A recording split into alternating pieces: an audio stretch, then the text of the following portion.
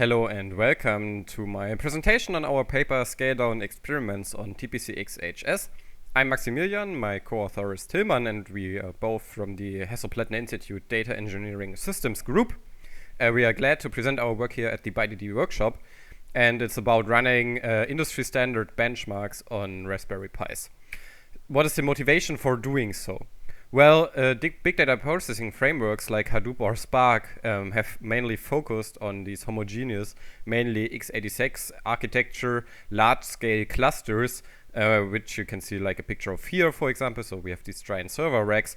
But on the other hand, we see these new agile computing approaches arise, so like Raspberry Pis for IoT applications, for example, which are really efficient and low-power computing platforms. So the question is, can we run enterprise-level data processing workloads on low-end hardware?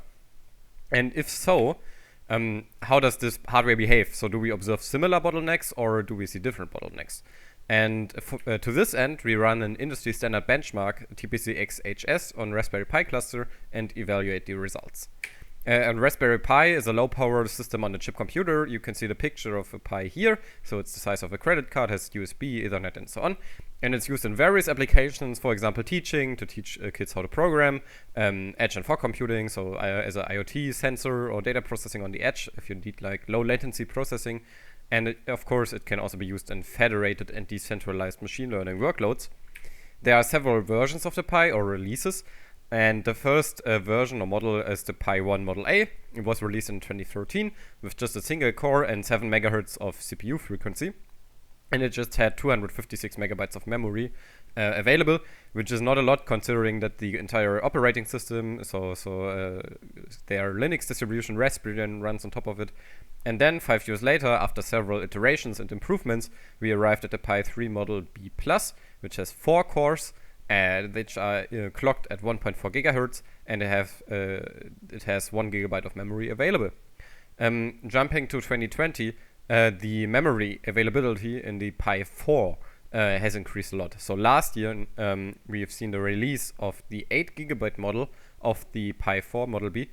So you can have up to 8 gigabytes of memory available. And this is important, and we will evaluate the differences between a cluster consisting of Pi 3s and Pi 4s with 1 gigabyte or 8 gigabyte of memory, because these low power, these big data frameworks like Hadoop run on top of Java or the JVM and are therefore very memory intensive, and you probably have lots of data to load into your memory because often these tasks are very I/O bound. And yeah, the memory available can have a huge impact. The first cluster that we consider is a cluster consisting of Pi 3s. So we have Pi 3B pluses with 1 gigabyte of memory, which again is not a lot, as secondary worker nodes. They are connected and have access to the internet over a gateway system. How does this cluster look in real life? Well, here you can see the 4 worker or secondary nodes that are connected using Ethernet in the switch.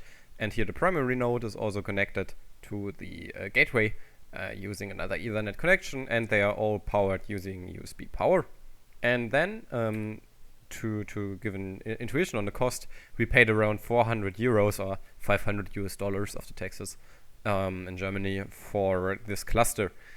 So we also consider another cluster, which is a Pi 4 cluster. In this case, the secondary nodes are all Pi 4s with 8 gigabytes of memory. Everything else stays the same. To reflect the memory increase, we also have to install the beta version of a 64-bit operating system, which was just released together with the models. And we pay for this cluster here 750 euros or $900 US. And as I said, we want to run industry standard benchmarks on these clusters. And the benchmark we consider is TPCx-HS. This is a standard benchmark that was issued by the TPC, so the Transaction Processing Performance Council, and it is based on TerraSort, so it's a sorting workload consisting of 3 phases: data generation, data sorting, and data validation. So first of all, we generate some data like a gigabyte, terabyte, petabyte, whatever is the configuration, and then we sort the data, and then we check if the sorting also worked out. Why do we choose this benchmark? This is important. Unlike any other industry standard benchmark, TPCx-HS only profits from correct system configuration and does not measure any like algorithm implementation or software implementation, because, for example, if you consider TPCh or TPCc, so well-known database management system benchmarks, they also, for example, stress the query optimizer. And we don't have queries here, we just sort data. And this is why the benchmark TPCx-HS is ideal to analyze hardware characteristics of a big data system and also compare different big data systems. There are two metrics that are defined to evaluate the performance. The first is the performance metric, and which is basically just this cryptic looking term here. So you have to divide the scale factor, which is how much data you sort, and divide that by the time you need it in seconds, normalized. And then you can also define a price performance metric, which is just dividing the total cost of ownership by your performance factor. Before we get into the results, I want to discuss two more things. And these things are running Hadoop on Pi. Two issues with running Hadoop on Pi. And the first is something that we've already touched upon, memory limitations. So as I said before, on the Pi 3B Plus, we only have 1 GB of total memory available to us.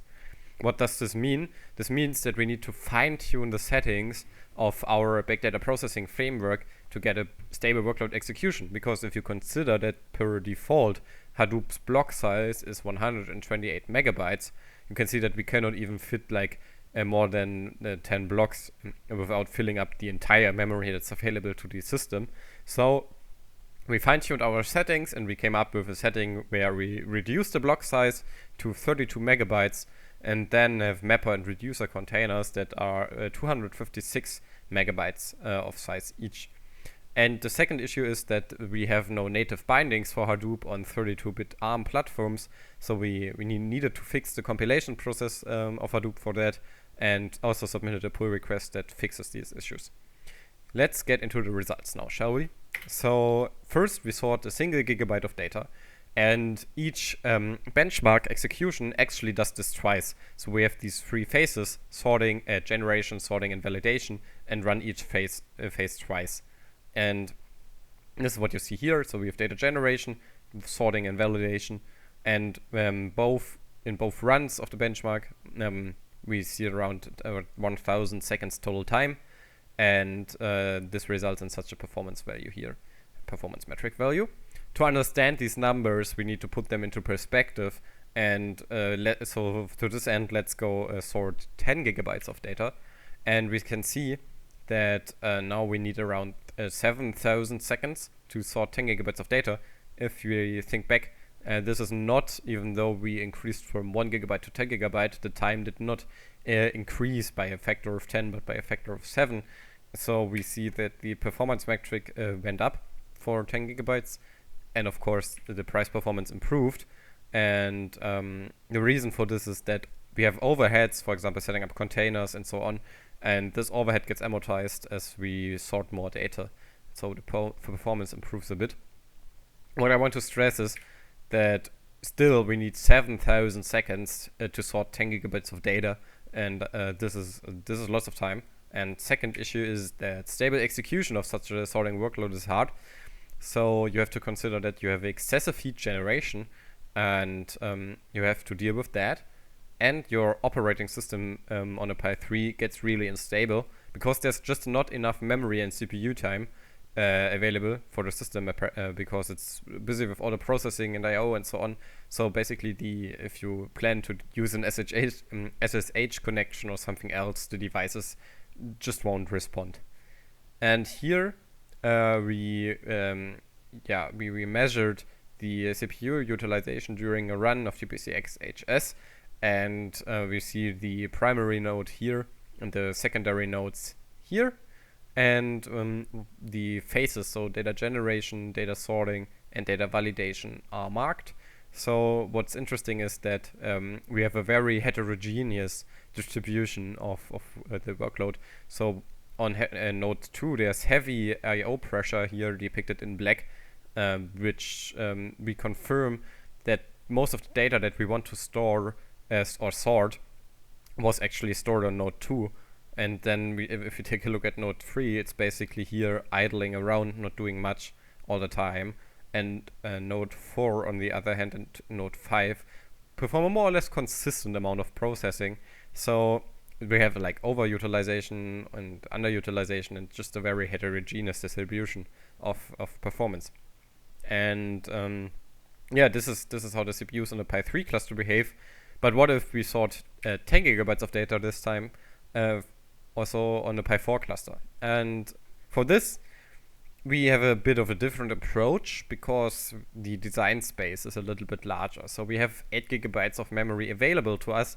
So we can try different combination of HDFS block sizes and memory allocations to containers. And we see this here. We can see that we have this configuration which is more or less similar to the Pi 3 cluster configuration, and then we increase the block size to the default 128 megabytes and then try out different combinations on how much memory we allocate to mappers and reducers.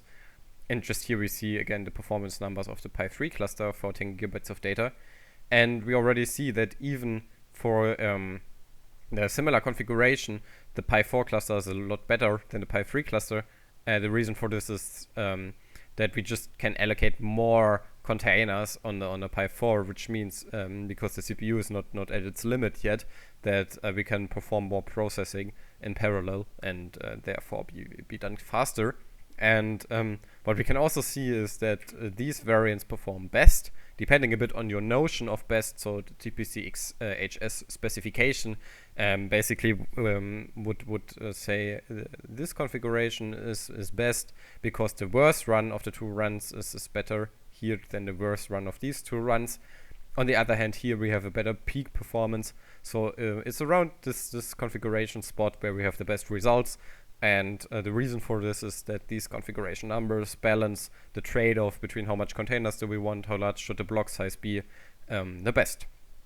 Now let us compare our Pi clusters to official large-scale clusters. And for this, we take official TPC results.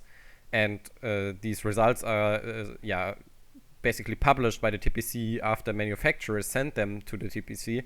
So for example, Cisco or HP, they build these clusters and then run the benchmarks and send the numbers officially to the TPC. We can see the result IDs of these submissions here. And what we do in this plot is we either benchmark or estimate the throughput of the system, so the I/O throughput the system can handle, and then divide it by the performance metric. And then we kind of see here that we have similar characteristics. So first of all, the TPC doesn't officially encourage or allow the comparison of results across scale factors, but we still do it here to understand if the bottlenecks are the same. And here we have like pure SSD storage or HDD storage or even hybrid storage approaches, where the Pi clusters have SD card storage, but still the ratio is the same, right? So especially the Pi 4 clusters falls in the range of 6 to 10, which the TPC systems have, and this is very interesting because it suggests that the I/O bottleneck is similar to the official large-scale clusters, and this is very promising. And if we continue to compare, make a price-performance comparison, it's also very interesting because the Pi 4 cluster here, 10 gigabytes, performs even better price performance-wise than Cisco.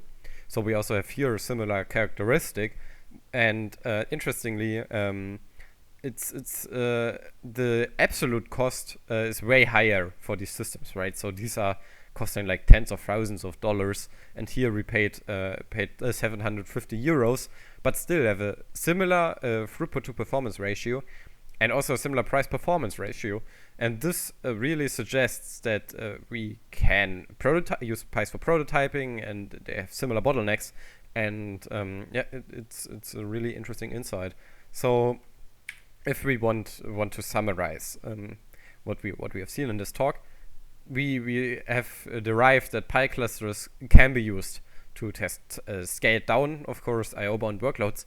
So if you want to prototype and see how the bottlenecks are, how your different nodes would perform, it's reasonable to use a Pi cluster. They also offer a lower absolute cost point and still have a reasonable price-performance ratio. So it's not necessary to invest into a multiple tens of thousands of dollars cluster early on to prototype your application. And what enables this efficient usage of SoC devices is that there's just much more memory available than there was like even 2 years ago. And we think that they will become or are already a viable alternative for real-world computing workloads, actually, not just prototyping applications. So we believe that we will see more of the Pi and other SoC chips on the edge soon. And basically conclude our talk with that. If you are interested in further details, such as energy consumption, which of course is vastly different again between Raspberry Pis and a large-scale cluster, or network analysis, then I would refer you to our paper. I'm happy to discuss anything, like feel free to contact me. My email is written down here. We also have a project website if you want an Ansible playbook that you can deploy and basically set up a Pi cluster for running the benchmarks within 10 minutes. Feel free to visit our website. I'm looking forward to the workshop, and thank you very much for your attention. And goodbye for now. Looking forward to the workshop. Thank you very much.